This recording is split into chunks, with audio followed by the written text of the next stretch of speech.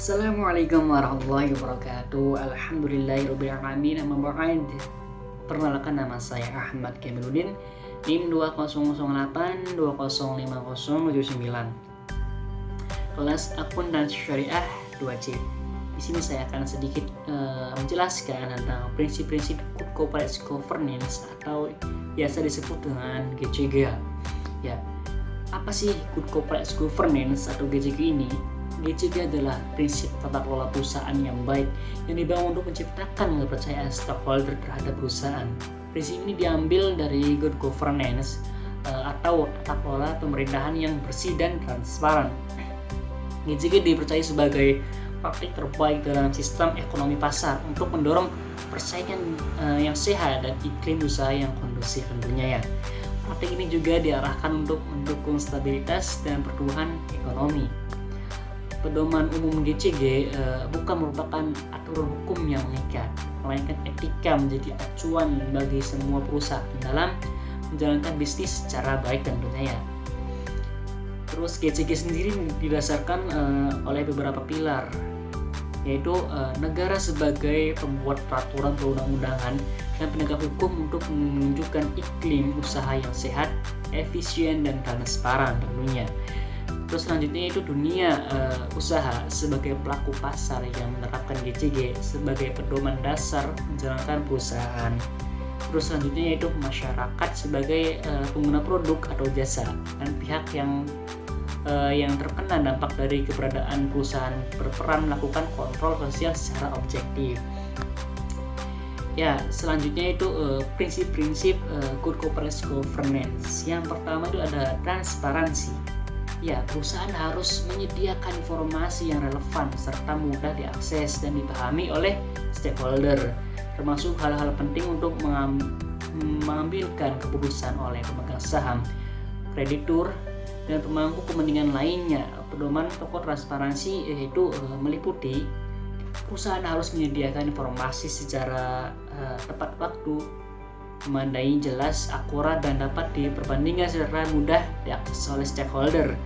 Selanjutnya itu informasi yang harus diungkapkan meliputi visi, misi, sasaran usaha, dan strategi perusahaan, kondisi keuangan, susunan dan kompensasi pengurus, pemegang saham pengendali, terus kepemilikan saham, sistem manajemen risiko, sistem pengawasan dan pengendalian internal, sistem pelaksana GCG, serta kejadian penting yang mempengaruhi kondisi perusahaan.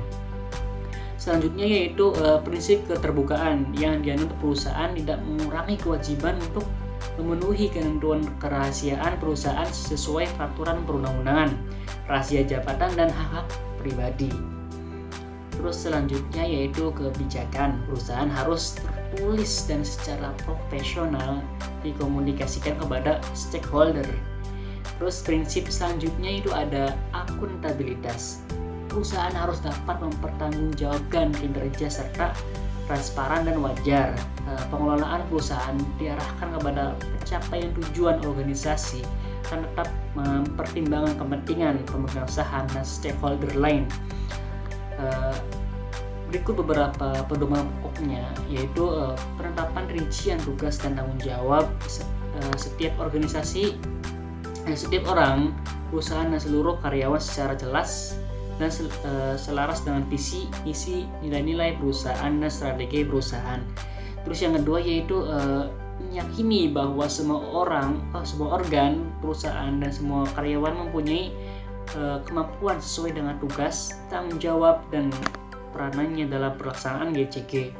Terus ketiga yaitu kepastian adanya sistem pengendalian internal yang efektif dalam pengelolaan perusahaan. Terus yang keempat yaitu kepemilikan ukuran kinerja untuk semua jajaran perusahaan yang konsisten dan sasaran perusahaan, serta memiliki sistem reward dan punishment. Terus yang terakhir itu setiap organ perusahaan dan semua karyawan harus berpegang pada etika bisnis dan pedoman perilaku yang telah disepakati. Terus prinsip yang selanjutnya itu tanggung jawab tentunya. Perusahaan harus mematuhi peraturan perundang-undangan serta menjalankan tanggung jawab masyarakat dan lingkungan untuk mendukung kesinambungan usaha jangka panjang sekaligus mendapat pengakuan sebagai good corporate citizen. Pedoman pokok dari prinsip ini yaitu organ perusahaan harus berpegang pada prinsip kehati-hatian dan memastikan kepatuhan terhadap peraturan perundang-undangan, anggaran dasar, peraturan perusahaan.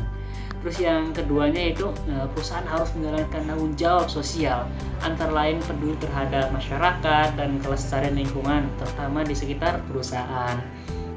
Independensi. Untuk menjalankan GCG, perusahaan harus dikelola secara independen sehingga masing-masing organ perusahaan tidak saling mendominasi dan tidak pula diintervensi oleh pihak lain.